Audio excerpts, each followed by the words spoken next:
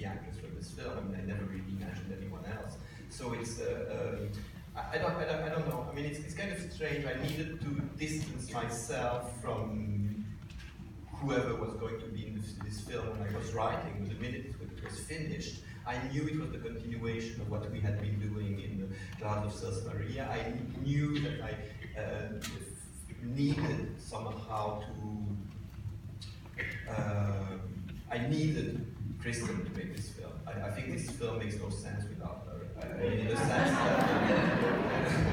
that, you know, because I think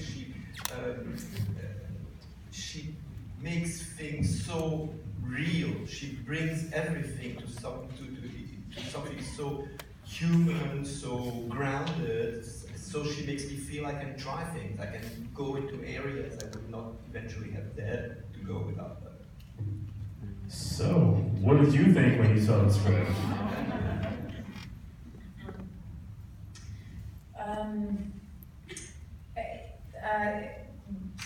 Anyone's first reaction to it is always it takes some time for it to settle in, and then kind of like jog your memory in order to like look back on it and figure out like what it in fact was trying to say. Not necessarily like it's. I think that every single response to this movie is actually entirely individual, and so my wrestling down my own interpretation took a second. So I think that it took a second in terms of like it took an entire movie.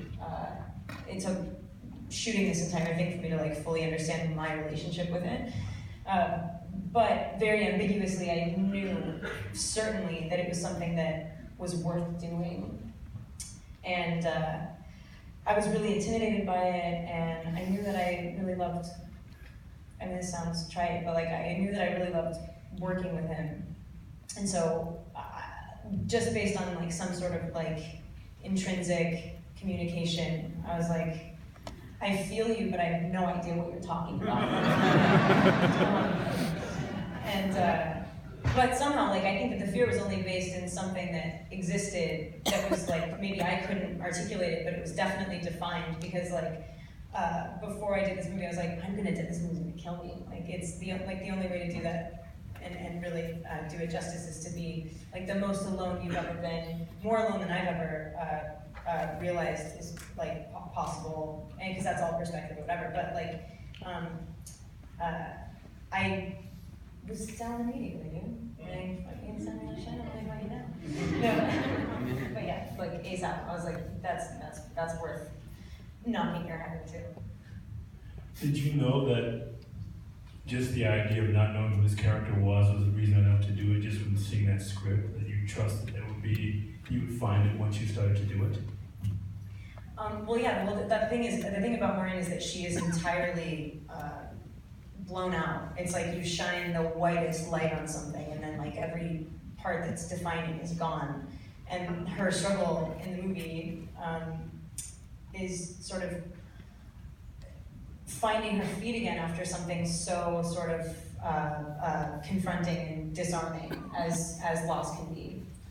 And you know, no like experience, like no like youthful sort of coming to or like book that you read at a certain age or anything like that can really knock you on your ass like something like that.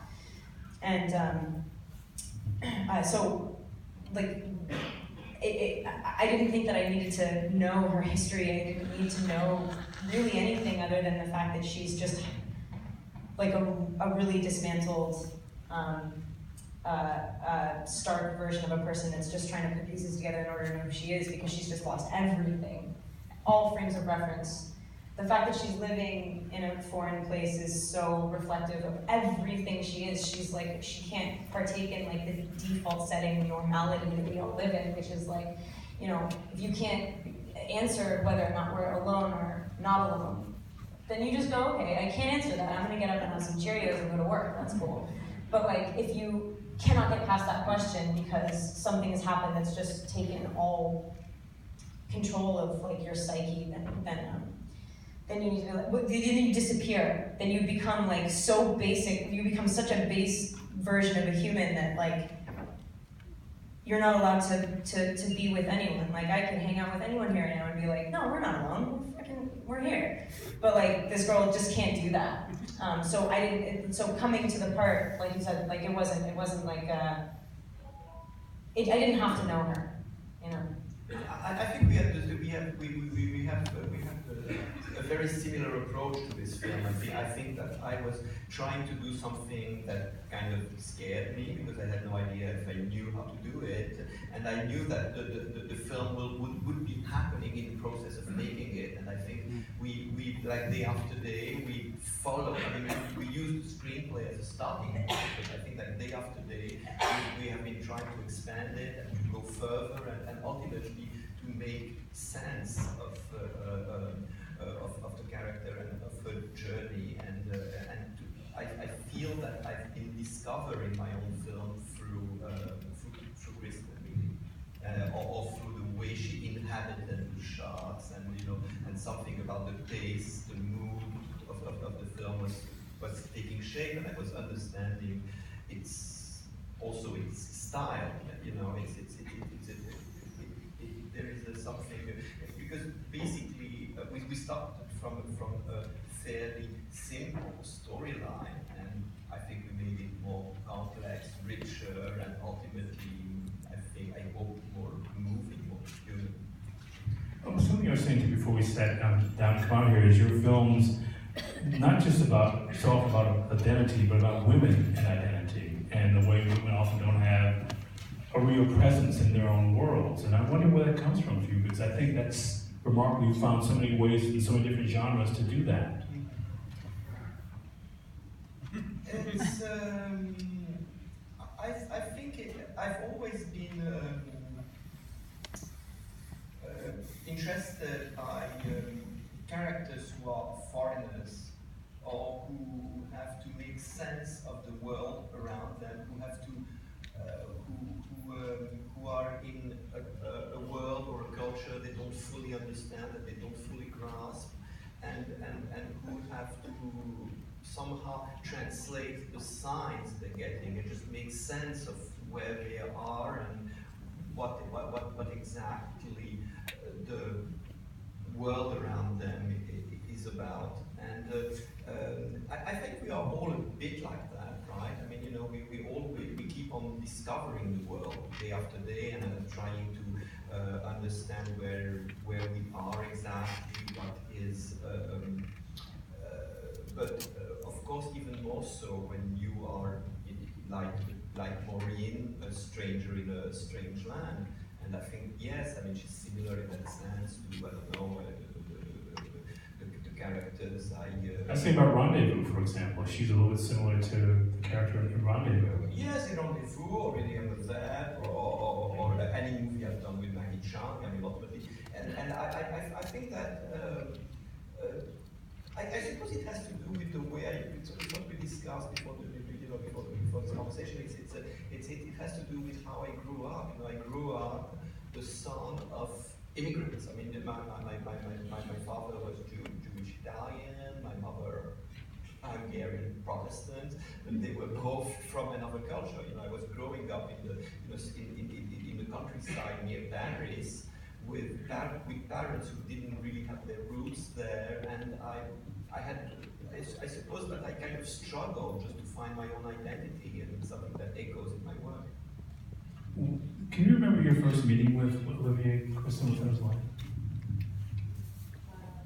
Yeah. I worked with our producer, Charles Jobert, on the road, and he had been friends with Olivier, working with him, and kind of said, like, I think you guys should know each other. I think he just sort of knew, like, he had a feeling that we would, like, gel. And yeah, the first time I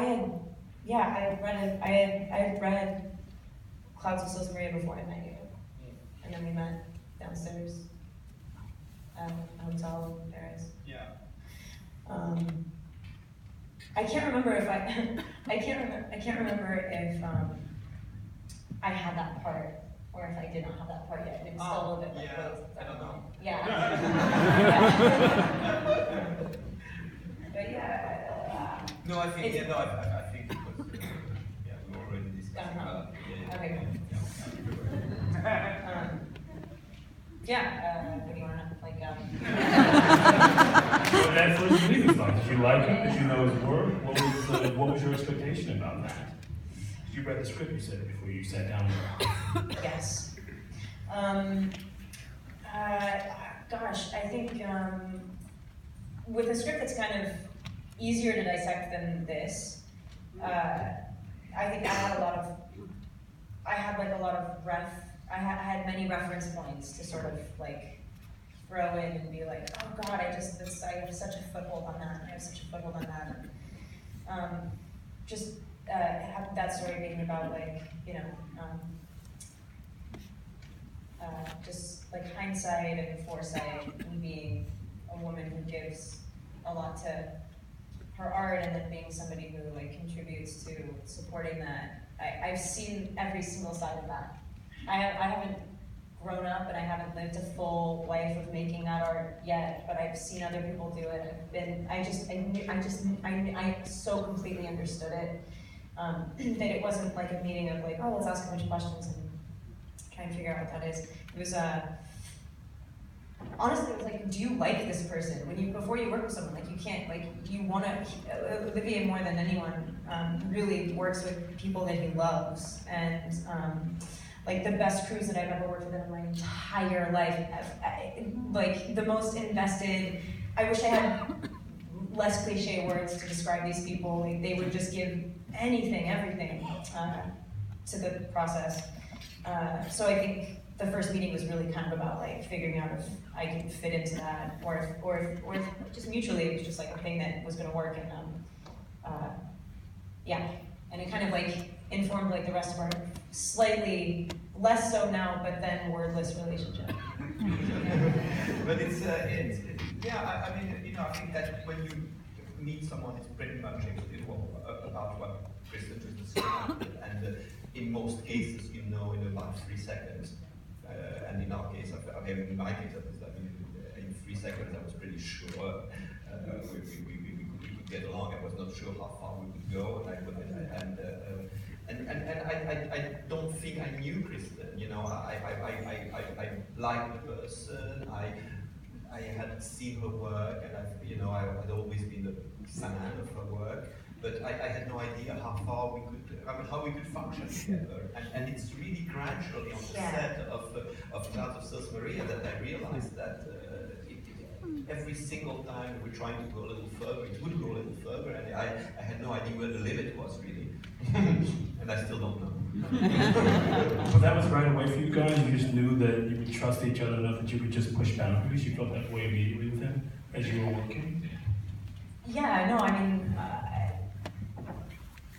it's funny, sometimes I give this enormous amount of allowance to someone who I kind of like personally, and then go, God, well, I mean, I hope they can back it up, and let's do this. But like, I hope that this has some. I hope this is dug in somewhere more than just like you being a nice person, and I would like to help you make a movie, and that's cool. But like,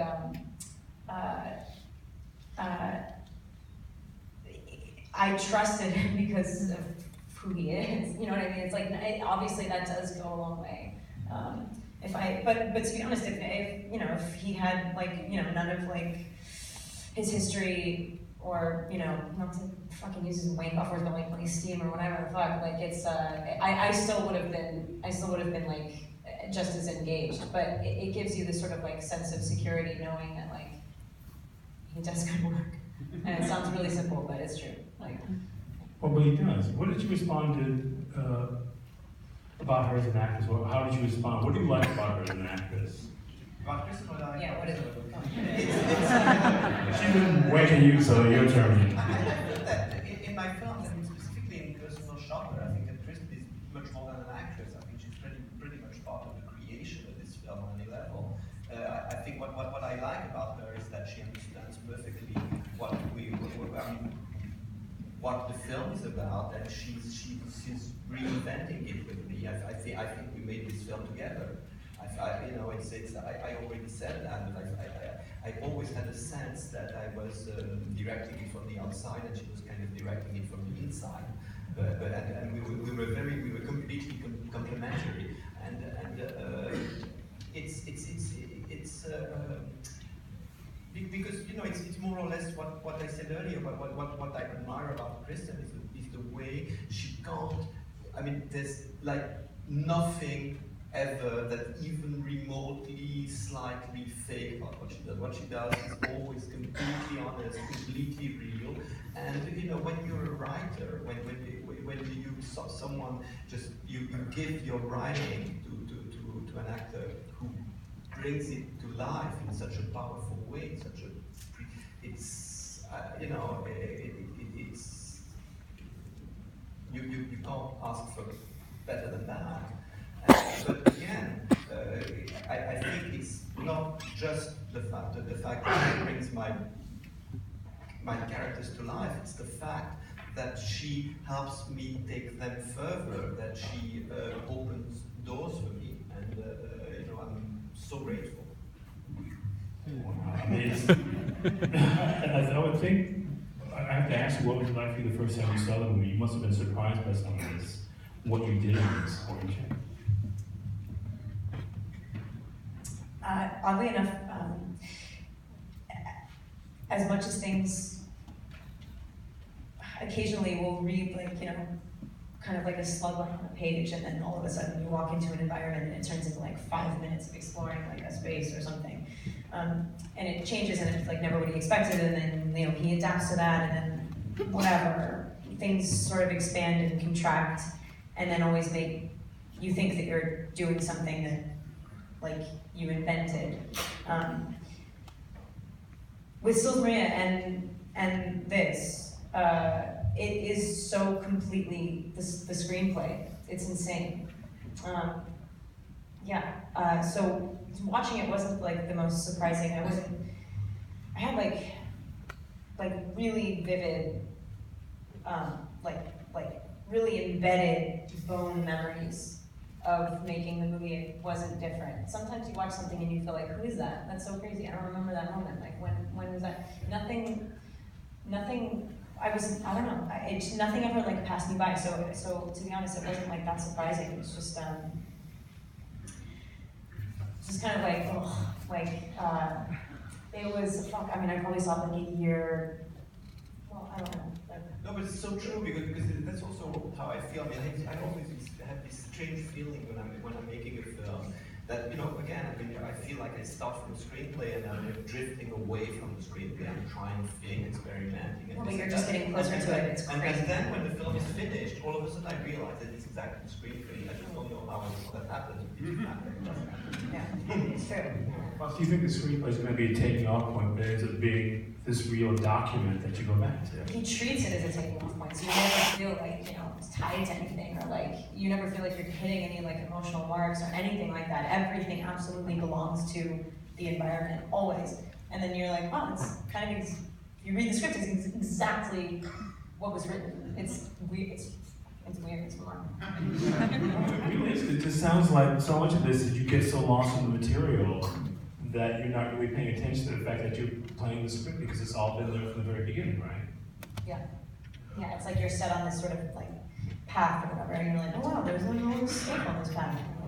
It was there, that shit was fucking there. No, the thing is that, I think that the movies are often can be like word made flesh, right? And ultimately, I think I have kind of a complex relationship to that fact. I mean, it's more like every single word in the screenplay has to echo in a certain way. So I'm kind of, I think I'm exploring the screenplay line by line, and let it echo. So I think that's ultimately what brings full circle, really full circle back to the screenplay. Meaning,